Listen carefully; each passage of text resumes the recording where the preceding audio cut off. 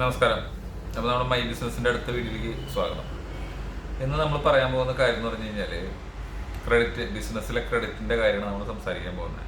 ഇപ്പം നോർമലി ഒരുപാട് പേര് പുതുതായിട്ട് ചെയ്യുന്ന ട്രഡീഷണൽ ബിസിനസ്സുകൾ ചെയ്യുമ്പോൾ ഉണ്ടാകുന്നൊരു പ്രശ്നം എന്ന് പറഞ്ഞു കഴിഞ്ഞാൽ പ്രോഡക്റ്റുമായിട്ട് മാർക്കറ്റിലേക്ക് ഇറങ്ങുമ്പോൾ ഒരുപാട് കോമ്പറ്റീറ്റേഴ്സ് ഉണ്ടായി.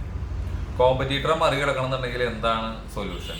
അപ്പോൾ ക്രെഡിറ്റ് കൊടുക്കും, അല്ലെങ്കിൽ റേറ്റ് കുറച്ച് കൊടുക്കും, ഇങ്ങനെ പല മാർഗ്ഗങ്ങൾ സ്വീകരിക്കും. ഇപ്പോൾ റേറ്റ് കുറച്ച് കൊടുക്കുമ്പോൾ നമുക്ക് റെഡി ക്യാഷ് കിട്ടുകയാണെന്നുണ്ടെങ്കിൽ നമ്മളൊരു നോർമൽ പ്രോഫിറ്റ് കിട്ടുകയാണെന്നുണ്ടെങ്കിൽ നമുക്ക് ഓക്കെ അത് മാനേജ് ചെയ്ത് പോവാം. അല്ലാത്ത പക്ഷം എന്ത് സംഭവിക്കും? നമുക്കത് പിടിച്ചു നിൽക്കാനായിട്ട് പറ്റില്ല.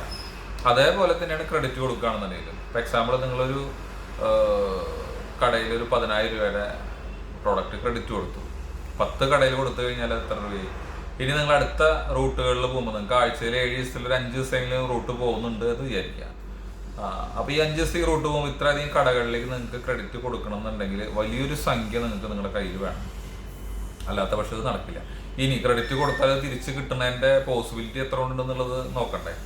അപ്പം എൻ്റെ ഒരു സുഹൃത്തിനുണ്ടായ ഒരു അനുഭവം ഞാൻ പറയാം. പുള്ളി ഗാർമെൻസിൻ്റെ ബിസിനസ് ആയിരുന്നു ചെയ്തിരുന്നത്. പാലക്കാട് നിന്നും തമിഴ്നാട്ടിൽ നിന്നും തുണി എടുത്തിട്ട് കടകളിലേക്ക് കൊടുക്കുകയായിരുന്നു ചെയ്തിരുന്നത്. അപ്പോൾ കുറേ പേര് ഇതേമാതിരി സപ്ലൈ ചെയ്യുന്ന ആളുകളുണ്ട്, കുറേ കടക്കാർ പോയി എടുക്കുന്നവരുണ്ട്.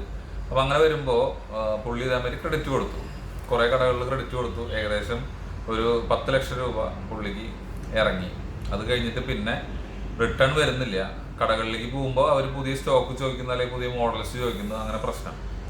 അങ്ങനെ പുള്ളി പെട്ടു. ആൾക്ക് അവിടെ നിന്നൊക്കെ ഫണ്ട് അറേഞ്ച് ചെയ്ത് രക്ഷയില്ല, യാതൊരു കാരണവശാലും മുന്നോട്ട് പോകാൻ കഴിയില്ല എന്നുള്ളൊരവസ്ഥ വന്നു. അങ്ങനെ ആൾ ആ പരിപാടി ഡ്രോപ്പ് ചെയ്തു.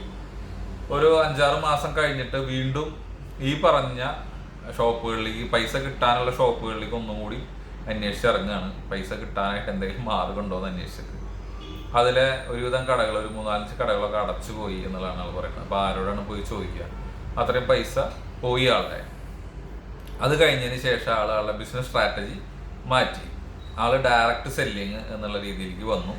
അത് ഇപ്പോൾ പറഞ്ഞ പോലെ തന്നെ റെഡി സെയിലാണ്, പേയ്മെൻറ്റ് കൈയോടെ കിട്ടണം. മാർക്കറ്റിനേക്കാളും ആൾ നോർമൽ പ്രോഫിറ്റ്, ഒരുപാട് വലിയ പ്രോഫിറ്റ്, ഹൈ പ്രോഫിറ്റ് നോക്കി നിന്നിട്ടല്ല, ചെറിയൊരു പ്രോഫിറ്റിൽ കൊടുത്തു.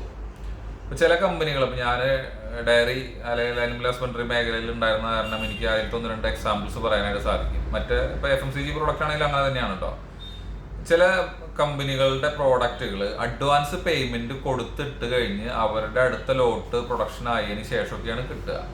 അപ്പോൾ ചില കാലിത്തീറ്റ കമ്പനികളുടെ ഇതേമാതിരി ഞങ്ങൾക്ക് ഡയറിയിലേക്കുള്ള കാലിത്തീറ്റ വരണമെന്നുണ്ടെങ്കിൽ ഈ ഹോൾസെയിലേഴ്സ് അല്ലെങ്കിൽ കടകൾ നമ്മളിപ്പോൾ സപ്ലൈ ചെയ്യുന്ന അഡ്വാൻസ് പേയ്മെൻറ്റ് അടച്ചിടണം. അത് കഴിഞ്ഞിട്ട് ഇപ്പോൾ ചിലപ്പോൾ 10-15 ദിവസം കഴിഞ്ഞിട്ടാണ് ലോഡ് കിട്ടുക. അപ്പോൾ അത്രയും ദിവസം പൈസ അവിടെ മുടക്കിടണം. എന്നിട്ട് ഈ പ്രൊഡക്റ്റ് നമ്മൾ ക്രെഡിറ്റ് കൊടുക്കേണ്ടി വന്നാലത്തെ അവസ്ഥ ആലോചിച്ച് നോക്കിയാൽ. അപ്പോൾ കുറച്ചൊക്കെ ക്രെഡിറ്റ് നമുക്ക് മാനേജ് ചെയ്യാം. കുറച്ച് നാൾ ഒന്ന് ഫ്ലോ ആയി കഴിഞ്ഞ് കഴിഞ്ഞാൽ നമുക്ക് ഏത് രീതിയിലുള്ള കസ്റ്റമറാണ് എന്താണെന്നുള്ളതിനെ കുറിച്ചൊരു ധാരണ കിട്ടും. അപ്പോൾ ആ ധാരണ കിട്ടി കഴിഞ്ഞാൽ നമുക്ക് ക്രെഡിറ്റ് കൊടുക്കുന്നതിൽ കുറച്ചൊക്കെ അയവ് വരുത്താനൊക്കെ പറ്റും. എന്നിരുന്നാൽ ഈ പറഞ്ഞ പോലെയുള്ള കമ്പനികൾ നമുക്ക് യാതൊരു കാരണവശാലും ക്രെഡിറ്റ് തരില്ല. അപ്പോൾ അതൊക്കെ നോക്കിയിട്ട് വേണം ചെയ്യാനായിട്ട്. അപ്പോൾ ഇതാണ് ഈ ക്രെഡിറ്റിനെ കുറിച്ചിട്ട് എനിക്ക് പറയാനുള്ളത്. Okay, thank you.